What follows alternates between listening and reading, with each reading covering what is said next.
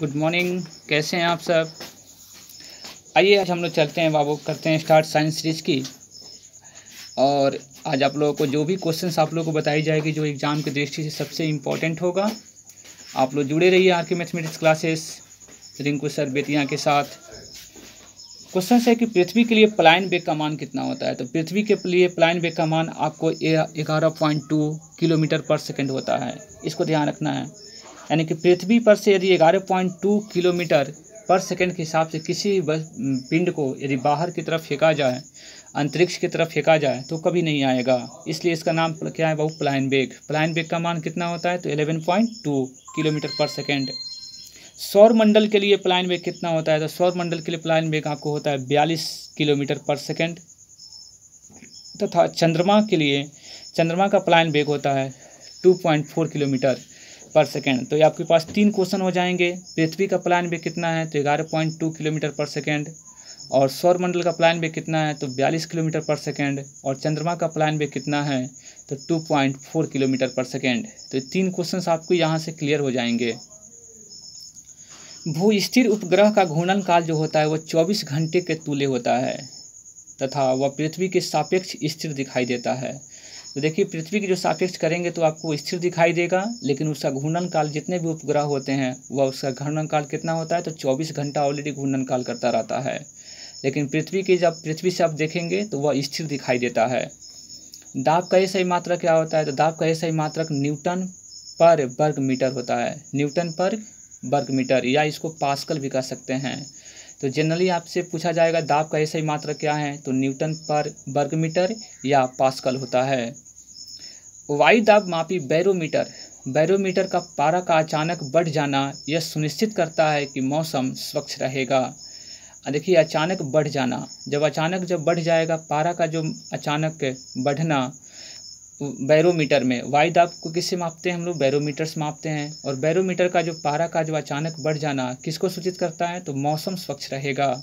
और अचानक गिरने का अर्थ क्या हुआ, तूफानी होगा, मौसम तूफानी होगा। पृष्ठ तनाव के कारण किसके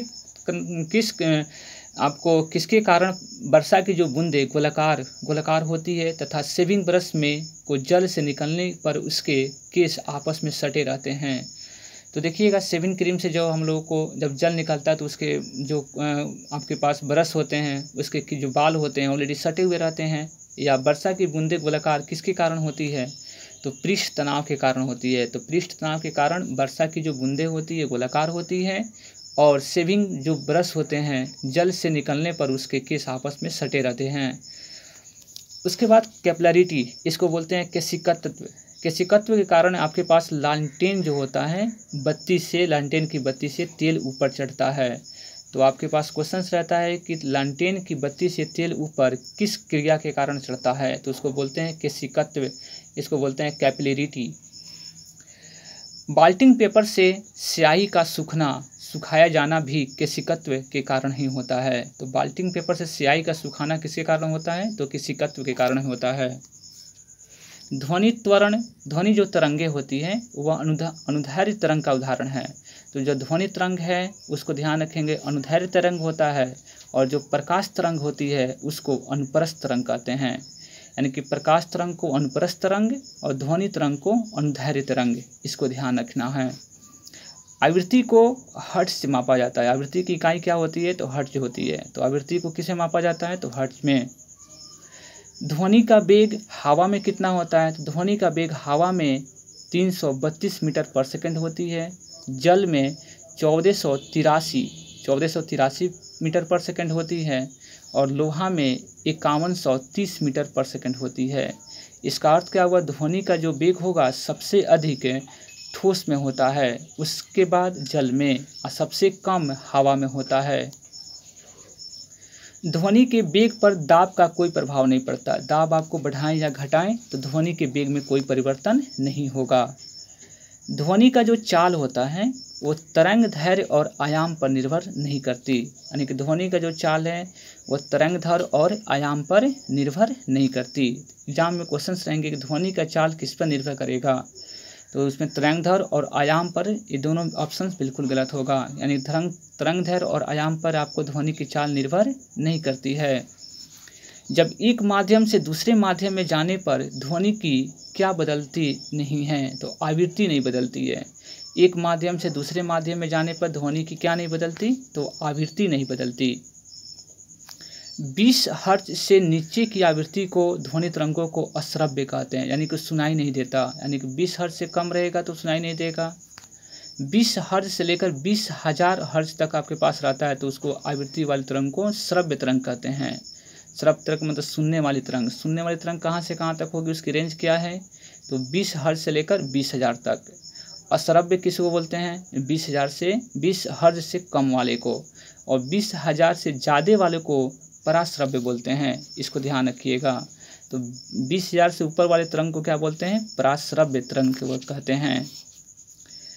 यानी कि 20 हर्ट्ज से 20,000 के बीच के तरंगों को मानव कान सुन सकता है, यानी कि श्रव्य, इसको बोलते हैं श्रव्य का सेंस है। यानी कि 20 हर्ट्ज से लेकर 20,000 तक के जितने भी हमें तरंग होगा तो उसको मानव कान उसको सुन सकता है, मानव के द्वारा सुना जा सकता है। कुत्ता, बिल्ली और चमगादड़ ये 3 ऐसे प्राणी हैं जिसको 20,000 से भी ऊपर अगर तरंग रहती है तो वो सुन सकता है। तो मनुष्य के द्वारा पराश्रव्य तरंगों को नहीं सुना जा सकता है, लेकिन कुत्ता, बिल्ली, चमगादड़ द्वारा 20,000 से अधिक अगर ऊपर की तरंग रहती है फिर भी सुना जा सकता है। पराश्रव्य तरंगों का प्रयोग कहाँ करते हैं, तो पराश्रव्य तरंगों का प्रयोग जो है वह समुद्र की गहराई, ट्यूमर का पता लगाने, वायुयान तथा घड़ियों की पुर्जों की साफ करने में किया जाता है। तो पराश्रव्य तरंगों की अगर आपके पास उपयोग के बारे में बात किया जाए तो समुद्र की गहराई कितनी है इससे पता चल जाता है, ट्यूमर का पता लगाने में भी पता चल जाता है, या वायुयान या घड़ियों की पुर्जों को साफ करने में भी इसका प्रयोग किया जाता है। उसके बाद है प्रतिध्वनि सुनने के लिए श्रोता और परावर्तक सतह के बीच कम से कम कितनी मीटर की दूरी होनी चाहिए, यानी कि 2 ठो प्रतिध्वनि का अर्थ होता है बाबू इसको रिफ्लेक्शन। तो रिफ्लेक्शन जब आएगा तो उन दोनों बॉडी के बीच का डिस्टेंस कितना होना चाहिए, 17 मीटर का होना चाहिए। 17 मीटर से यदि कम या ज़्यादा रहता है तो फिर आपको प्रतिध्वनि सुनाई नहीं देगा। तो न्यूनतम आपके पास कम से कम कितनी दूरी होनी चाहिए, तो 17 मीटर की दूरी होनी चाहिए। लोलक का आवर्तकाल लोलक के द्रव्यमान पर निर्भर नहीं करता, यानी कि लोलक का आवर्तकाल होता है वह लोलक के द्रव्यमान पर निर्भर नहीं करता है। द्रव्यमान कितना भी हो कोई फर्क नहीं पड़ेगा, उसके आवर्तकाल में कोई फर्क नहीं पड़ता है। कान पर ध्वनि का प्रभाव कितना समय तक रहता है, तो कान पर ध्वनि का प्रभाव आपके 1/10 सेकंड तक होता है। यानी कोई भी बातें अगर हम सुनते हैं तो हमारे कान तक कितनी देर तक रहती है वो बातें आपको ध्वनि, तो 1/10 सेकंड तक होता है। मेयर सूत्र के नाम से जाना जाता है। मेयर सूत्र के नाम से CP - CV बराबर क्या होता है, R। इस सूत्र को किससे नाम से जाना जाता है, तो हम लोग मेयर सूत्र के नाम से जानते हैं। ध्वनि के अपवर्तन के कारण ध्वनि दिन की अपेक्षा रात में अधिक दूरी तक सुनाई देती है। तो अब ध्वनि जो दिन की अपेक्षा रात में अधिक दूरी तक सुनाई देती है तो किसके कारण होती है, तो वह आपको अपवर्तन के कारण ही आपको ध्वनि दिन की अपेक्षा रात में अधिक सुनाई पड़ती है। दूरी मापने के लिए सबसे बड़ी इकाई का नाम क्या है, तो दूरी मापने के लिए सबसे बड़ी इकाई का नाम क्या है, तो पारसेक है। संवेग को यदि दुगुना कर दिया जाए तो गतिज ऊर्जा कितनी हो जाएगी, तो संवेग को दुगुना करेंगे तो गतिज ऊर्जा 4 गुनी हो जाएगी। भूस्थिर उपग्रह पश्चिम से पूरब की ओर घूमता है, यानी कि जितने भी भूस्थिर यानी कि आपको सैटेलाइट आपके पास रहते हैं तो वो किस दिशा से घूमते हैं, तो पश्चिम से पूरब की तरफ घूमते हैं। वायुमंडलीय दाब मापी, जिसको वायुमंडल के दाब को मापने के लिए किसका यूज करते हैं, तो बैरोमीटर का पाठ्यांक यदि एकाएक नीचे गिरता है, जब एकाएक नीचे गिरेगा ना तो आधी होगी या धीरे धीरे आधी होगी, और जब धीरे धीरे नीचे गिरता है तो वर्षा होने की संभावना होती है। यानी कि धीरे धीरे जब नीचे गिरेगा तो वर्षा होगी और एकाएक नीचे गिरेगा तब आंधी होगी। अपेक्षित घनत्व को किससे मापते हैं, तो अपेक्षित घनत्व को हम लोग हाइड्रोमीटर से मापा जाता है, तो इसको याद रखिएगा। अपेक्षित घनत्व को किससे मापा जाता है, तो हाइड्रोमीटर से। लोलक की लंबाई बढ़ाने पर आवर्तकाल क्या होता है, तो लोलक की लंबाई जब बढ़ेगी तो आवर्तकाल बढ़ जाएगा, लेकिन लोलक की अगर द्रव्यमान बढ़ाते हैं तो आवर्तकाल पे कोई फर्क नहीं पड़ेगा। लंबाई बढ़ेगा तो उसकी आवर्तकाल भी क्या हो जाएगी, बढ़ जाएगी। पारा कितना डिग्री पे जमता है, तो पारा आपके पास -39 डिग्री सेल्सियस पे जमता है। पारा कितने डिग्री पे जमता है, तो पारा -39 डिग्री सेल्सियस पे जमता है। ठोसों में ऊष्मा का संचरण किस विधि द्वारा होता है, तो ऊष्मा का संचरण जो होता है वो चालन विधि द्वारा होता है। यानी कि ठोस में जब हम लोग ऊष्मा हीट करते हैं तो उसके जितने भी कण मॉलिक्यूल्स अगर एक्टिव होते हैं, सक्रिय होते हैं, गर्म होता है, तो किस विधि द्वारा होता है, तो चालन विधि द्वारा। गैस और द्रवों में ऊष्मा का संचरण क्वेश्चन एग्जाम में रहते हैं, ठोस में किसके द्वारा होता है, तो चालन विधि से, और गैस और द्रव में संवहन विधि से होता है। किस विधि से होता है, तो संवहन विधि से। तो इसको आपको डिफर याद कर लेना होगा, यानी कि ठोस में रहेगा तो चालन विधि से, और गैस और द्रव में रहेगा तो संवहन विधि से होता है। सोनोमीटर क्या है, तो सोनोमीटर से बाबू स्वर मापी, यानी कि हम लोग आवाज़ को मापने की एक यंत्र जिसका नाम है सोनोमीटर।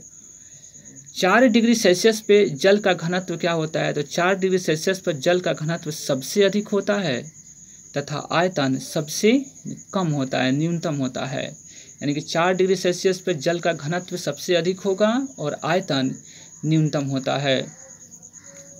पृथ्वी पर सूर्य से ऊष्मा जो हम लोग प्राप्त करते हैं वह किसके द्वारा करते हैं, तो विकिरण द्वारा करते हैं।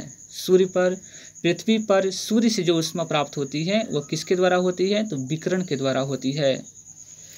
आसमान में बादल छाए रहने पर वातावरण में गर्मी महसूस होती है, तो देखिए वातावरण में गर्मी महसूस कब होगी, जब बादल छाए रहेंगे, क्योंकि हमारे पास जिसमें वेपर जो है वो आपको बाहर नहीं जा पाता है, आसमान की तरफ नहीं जा पाता है, कुछ जाकर आपको रुक जाता है, जिसके लेयर के कारण रुक जाने के कारण वो फिर आपको नीचे ट्रांसफ़र हो जाता है, जिसके कारण वातावरण में क्या होती है, तो गर्मी महसूस होती है। यदि बादल साफ रहेगा, आसमान साफ रहेगा तो गर्मी महसूस नहीं होती।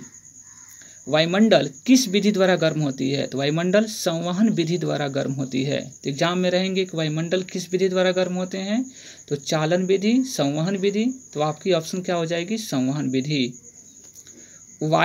वायु तथा निर्वात में प्रकाश की चाल सबसे अधिकतम कितनी होती है, तो वायु तथा निर्वात में प्रकाश की चाल आपके पास होती है 3 × 10⁸ मीटर पर सेकेंड होती है। यानी प्रकाश की चाल आपसे कोई पूछेगा तो 3 × 10⁻⁴ कितना हो जाएगा, 8 मीटर पर सेकेंड। बैगनी जो रंग होती है, प्रकाश का प्रकीर्णन सबसे अधिक, यानी कि प्रकाश का प्रकीर्णन सबसे अधिक किस रंग का होता है, तो प्रकाश के प्रकीर्णन का रंग बैगनी का सबसे अधिक होता है, जिसके कारण आसमान नीला दिखाई देता है। और लाल रंग का जो प्रकाश का प्रकीर्णन होता है वह सबसे कम होता है। तो देखिएगा जिसका प्रकीर्णन सबसे कम होता है उसका तरंगदैर्घ्य अधिक होता है, तो लाल रंग का तरंगदैर्घ्य सबसे अधिक होता है, जिसके कारण आपको रेड बत्ती हम लोग यूज करते हैं ट्रैफिक पे। और बैगनी रंग का जो प्रकीर्णन सबसे अधिक होता है तो उसका तरंगदैर्घ्य सबसे कम होता है।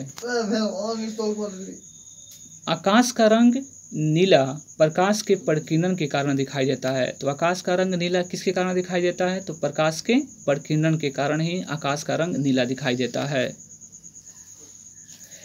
उसके बाद है पृथ्वी को चंद्रमा और सूर्य के बीच में आने के कारण चंद्र ग्रहण लगता है। तो चंद्र ग्रहण कब लगता है, जब पृथ्वी चंद्रमा और सूर्य के बीच में आ जाती है, यानी पृथ्वी जब बीच में आ जाएगा तो चंद्र ग्रहण, और जब चंद्रमा आ जाएगा तो सूर्य ग्रहण।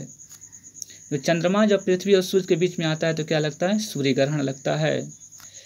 अगर 2 दर्पण को एक दूसरे के समानांतर हो तो उनके बीच की रखी हुई प्रतिबिंब अनंत प्रतिबिंब बनती है। जब 2 ठो पैरेलल अगर हमारे पास मिरर लगा हुआ हो तो इसके बीच का आपके पास प्रतिबिंब जो है अनंत प्रतिबिंब बनेंगे।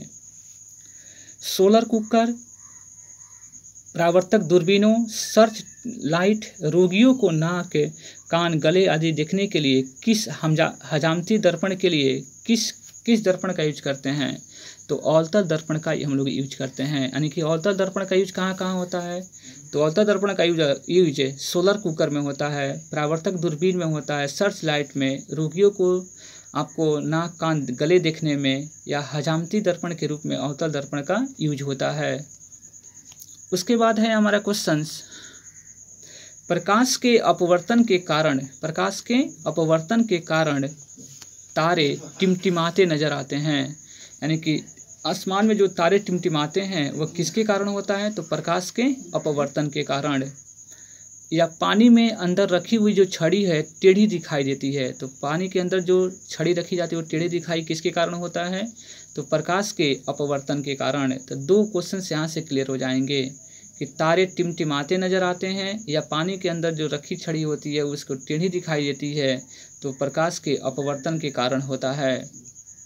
हीरा का चमकना या रेगिस्तान में मरीचिका बनना या कांच में आए दरार का चमकना या किसके कारण होता है? तो पूर्ण आंतरिक परावर्तन के कारण। इसको बोलेंगे पूर्ण आंतरिक परावर्तन के कारण ही हीरा का चमकना, रेगिस्तान में मरीचिका बनना और कांच में आए दरार को चमकना, ये सब पूर्ण आंतरिक परावर्तन के कारण होती है। तो इन सभी टॉपिक्स को, इन सभी आपको स्टार पॉइंट्स को आप लोगों को कवर कर लेना है और फिर नेक्स्ट साइंस सीरीज में आपको फिर हम लोग नेक्स्ट वीडियो के बारे में बात करेंगे और उसमें सभी इम्पोर्टेंट क्वेश्चंस को एक नज़र देखने का प्रयास करेंगे। चलिए आप लोग जुड़े रहिए आर के mathematics classes Bettiah Rinku sir के साथ। Have a nice day.